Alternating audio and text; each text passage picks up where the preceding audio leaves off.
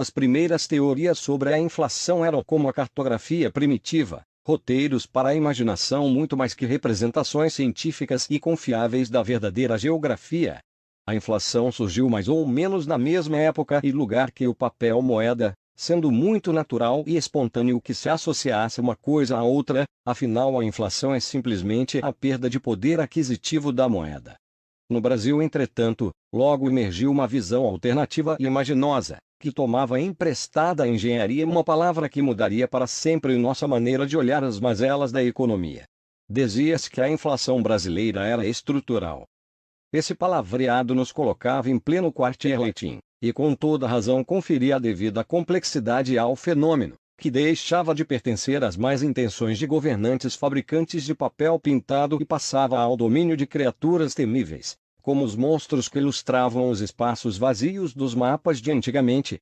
Latifúndios, gargalos, cartéis e pontos de estrangulamento. Tinha-se assim, de forma nem tão sutil, uma transferência da culpa pelo problema, um truque de grande impacto sobre os debates públicos sobre o combate à inflação.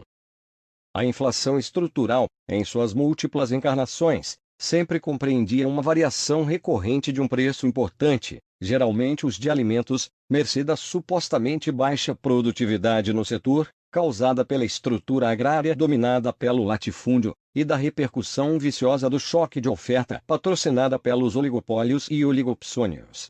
Não era uma boa teoria, tanto que caiu para a gaveta das curiosidades próprias dos primeiros anos do fenômeno, mas a mensagem central resultou duradoura.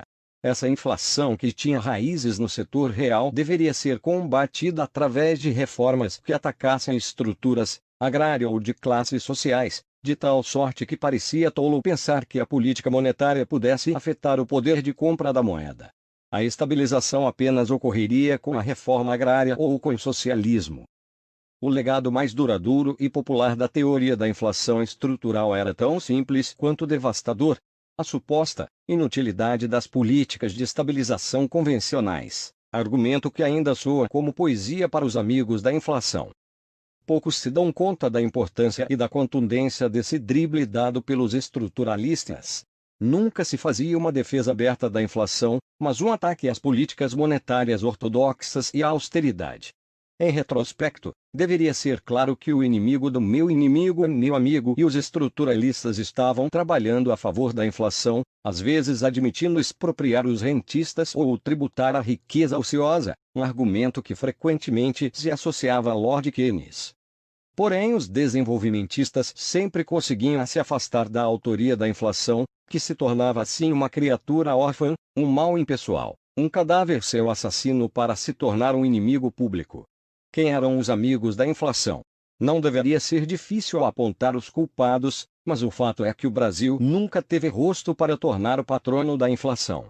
Quem percorrer os cadernos de imagens dos livros sobre a inflação, como o da jornalista Miriam Leitão, vai encontrar fotos de prateleiras vazias, máquinas de remarcação e cédulas cheias de zeros ou carimbos, mas nenhum economista desses que criticam os métodos convencionais de combate à inflação. Em tempos mais recentes, os amigos da inflação ampliaram o arsenal de pretextos para complacência com a inflação, com uma espécie de ressurreição torta da inflação estrutural.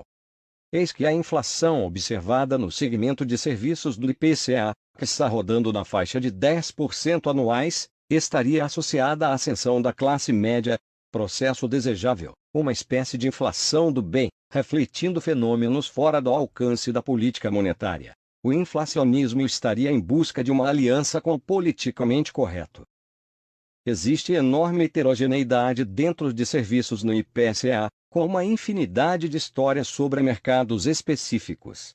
Há fenômenos associados ao ciclo imobiliário, outras ao turismo, e os serviços que incluem componentes digitais. Existe a inflação médica, decorrente de mais tecnologia embarcada, mas o setor seguramente possui economias de escala, o mesmo valendo para os serviços educacionais, e aos itens afetados pelo salário mínimo, e também a deflação dos eletrônicos. E o que há de comum nesses enredos? Existem centenas, talvez milhares de histórias de mudanças de preços relativos, vale dizer, sobre inflação ou deflação estrutural, pois o sistema de preços está sempre a vibrar como um organismo vivo e irrequieto. Quem tem 50 teorias sobre inflação estrutural, na verdade não tem nenhuma. Se existe algum traço comum em cada uma dessas narrativas de choques de oferta é que todos os preços são na mesma moeda, que pode valer mais ou menos, dependendo da política monetária. A verdadeira discussão não é sobre se a inflação nos serviços é benigna, mas sobre a complacência com a inflação. A alusão a uma nova inflação estrutural serve apenas para trazer de volta uma tese conhecida e maléfica. Se há uma boa explicação não monetária para a existência da inflação, segue-se que a política monetária não funciona, ou produz um desemprego desnecessário para corrigir o incorrigível. A própria presidente disse recentemente que reduzir a meta de inflação de 4,5% para 3% faria o desemprego pular para 8% ou mais. De onde saiu essa matemática? Se fosse verdade, a redução na taxa de inflação de 916% para 5%, observada entre 1994 e 1997, teria criado um caos. Em vez disso, o desemprego oscilou de 5,1% para 5,7%. Para quem não é do ramo parece mágica, não é mesmo? O fato é que as autoridades governamentais prosseguem com o velho truque de antagonizar o combate à inflação, e não a inflação, assim se esquivando de fazer uma defesa aberta dessa sua criatura amiga, órfã apenas na aparência, que parece nascer de causas naturais sem que ninguém lhe dê o que comer. Quem são os amigos da inflação? Basta olhar para os inimigos do combate à inflação.